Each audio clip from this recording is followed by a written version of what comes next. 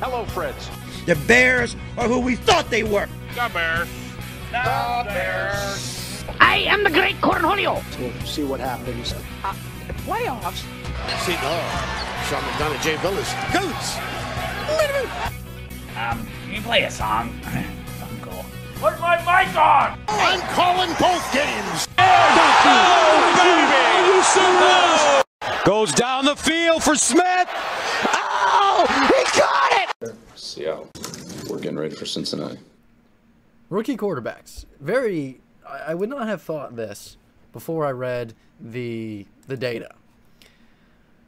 Every year, there's the NFL draft, and there's always those quarterbacks that they get drafted, and you think this is the future guy for this team and the rebuild and all that stuff.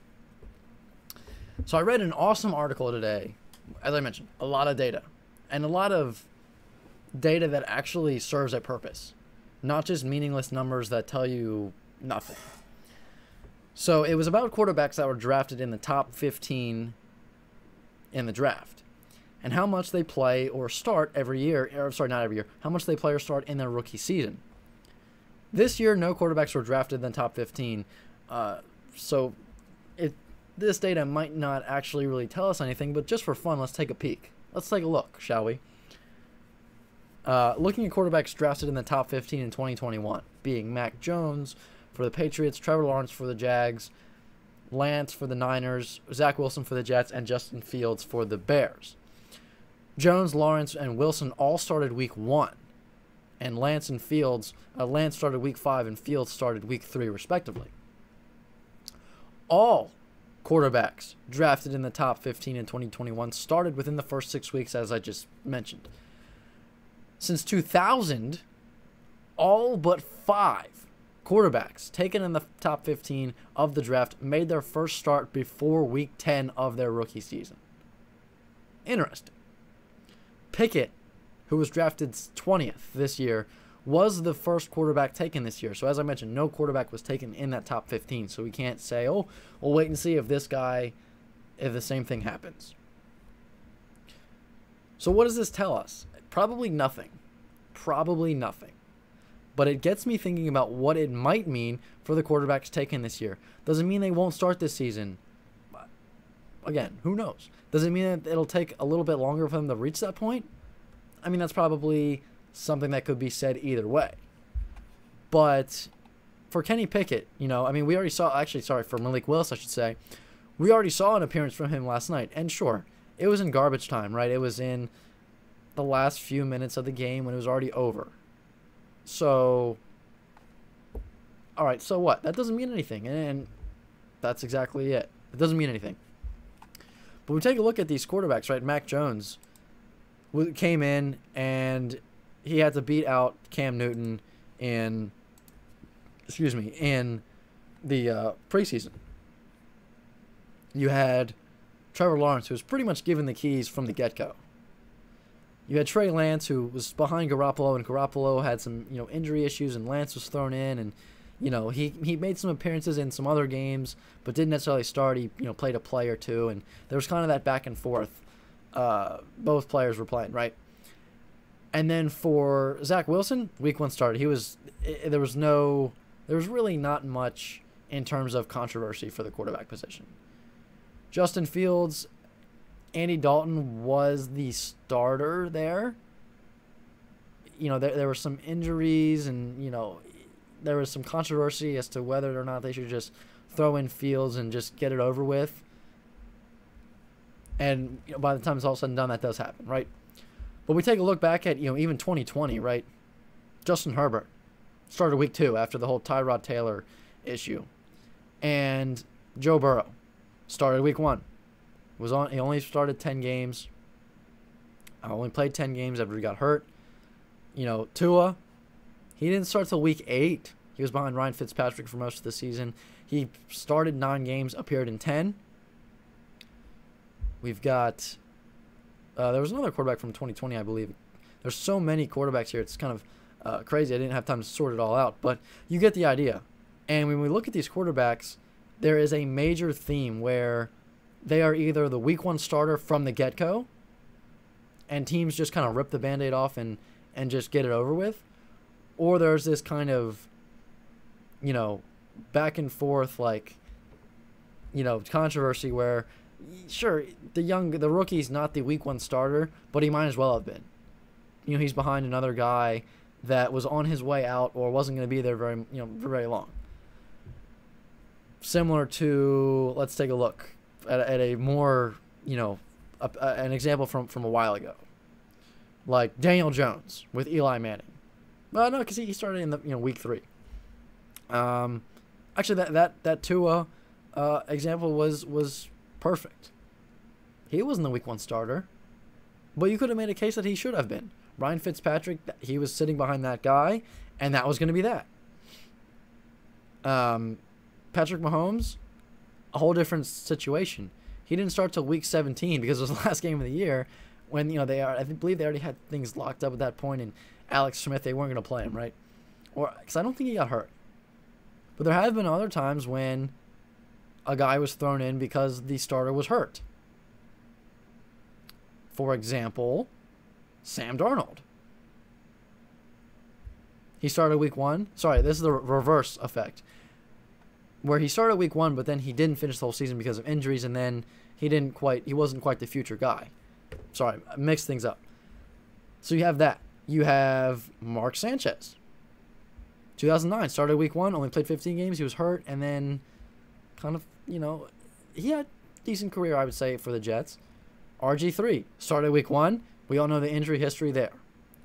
On the flip side, however, there were also quarterbacks that were rookies that got put in because the number 1 guy was hurt. And this is what I was kind of talking about last week. You can take a look at the more prime examples like Tom Brady and Dak Prescott and things like that.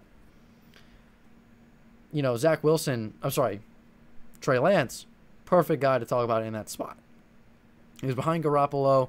Garoppolo gets hurt. Lance comes in, and, you know, he was kind of being mixed in anyway, and that's that. Justin Herbert. Tyrod Taylor, there was that whole thing with his lung injury thing. At the end of the day, you know, there was that. Baker Mayfield behind Tyrod Taylor in 2018. He didn't start till week 4.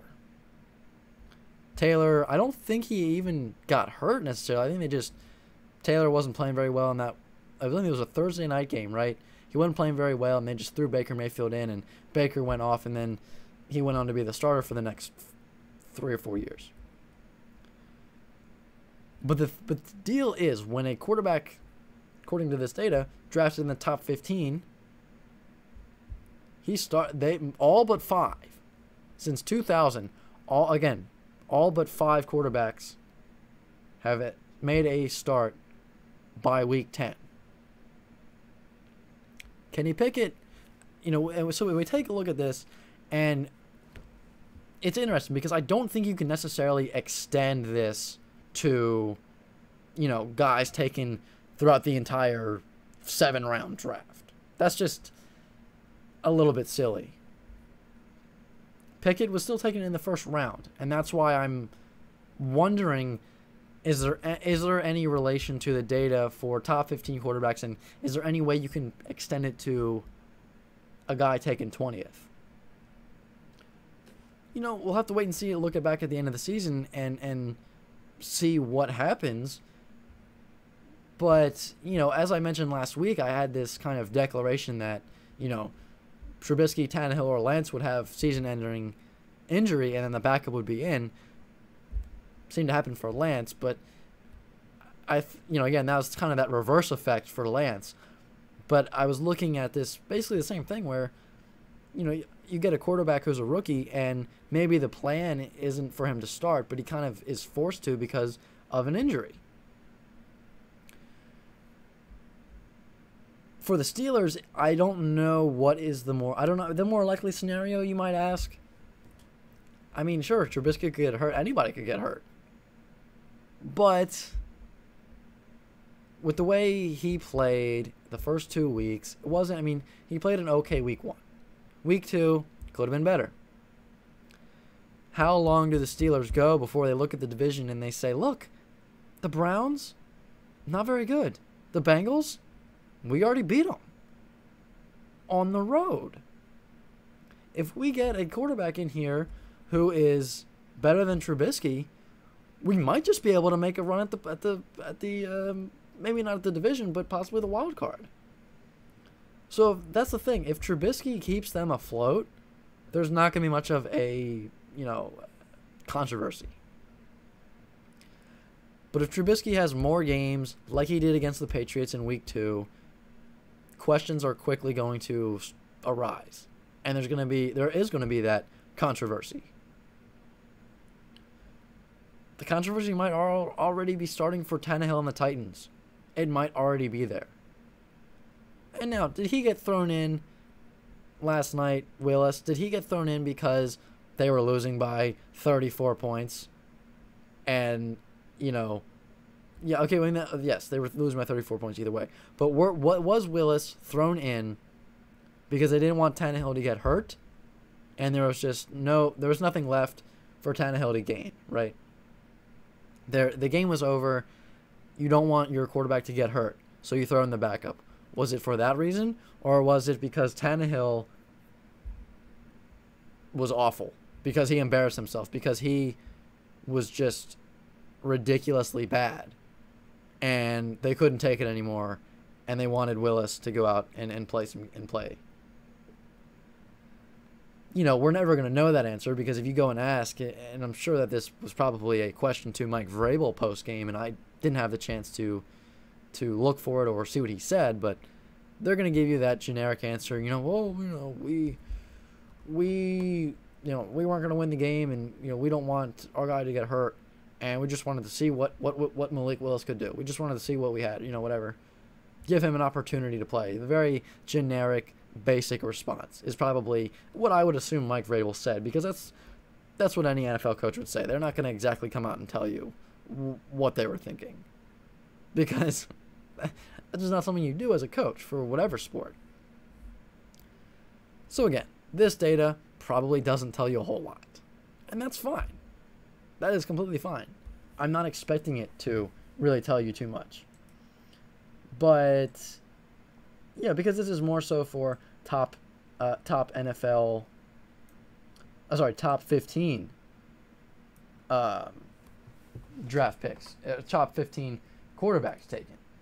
And no, Willis was taken 86th, Desmond Ridder was taken 74th, and Pickett was taken 20th. Could you make an argument that,